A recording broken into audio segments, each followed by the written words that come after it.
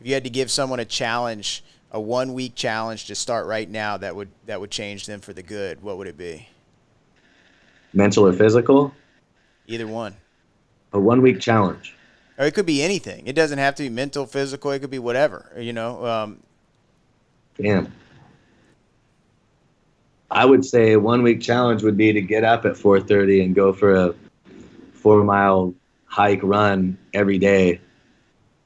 You know what I mean? And then eat really good. That's on the physical side of it. I'm not sure.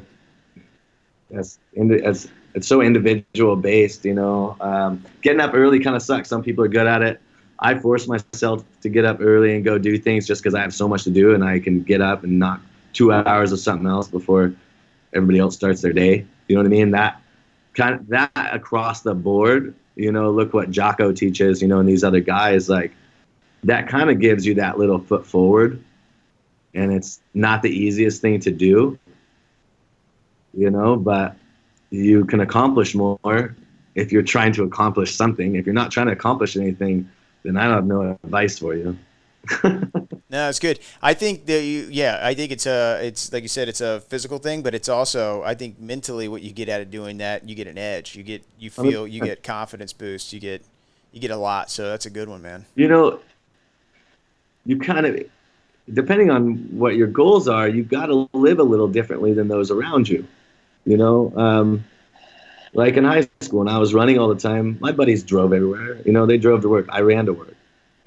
They would go do something, and I'd be like, hey, like, I'm going to go hiking. I'm going to go run. I'm going to go work out. Like, I just lived, and it showed. If you took a month in my life along with my buddies around me that I still spent time with, you would see a difference in the way I was living my life. I wasn't doing what everybody else was doing all the time.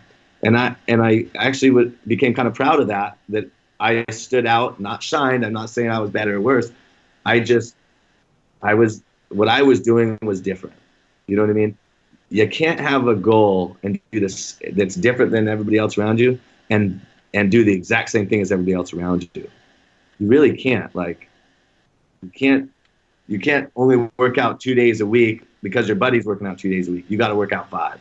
If your goal is, X. You know what I mean? So you're going to naturally, if you're going towards your goal and you know what it is you have to do physically, mentally, what you got to study, how you have to work out, you'll noticeably have to turn down parties, or you'll noticeably have to turn down trips, or you'll noticeably have to not hang out with your buddies as much.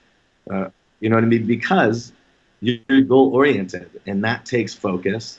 And that takes a little different lifestyle. And it's kind of a proud thing when you notice you're living a little bit differently and doing something a little different than everybody else around you.